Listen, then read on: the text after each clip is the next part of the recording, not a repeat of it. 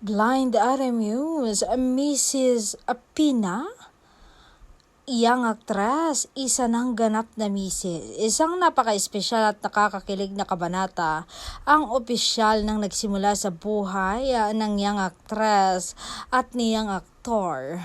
Matapos silang ikasal, maraming netizens ang natuwa at naintig sa pag-iisang dibdib ng dating magka-love team, ngayon ay mag-asawa na.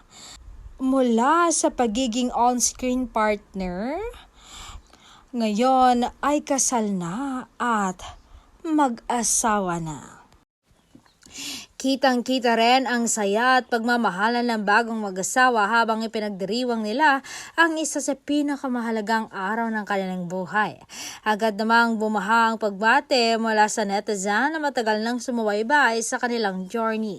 Marami nagsabing nakaka-inspire makita kung paano unti-unting natutupad ang mga pangarap ng magkasintahan sa kabila ng pagsubok na kanilang pinagdaanan. Para sa kanilang supporters, hindi lamang ito simpleng wedding story, kundi isang paalala na sa tamang panahon dumarating ang mga biyaya at masasayang pagkakataon na matagal nang hinihintay. Habang nagsisimula sila sa bagong yugto bilang mag-asawa, maraming naghahangad ng masaya, matatag at puno ng pagmamahalang pagsasama para kina D at P.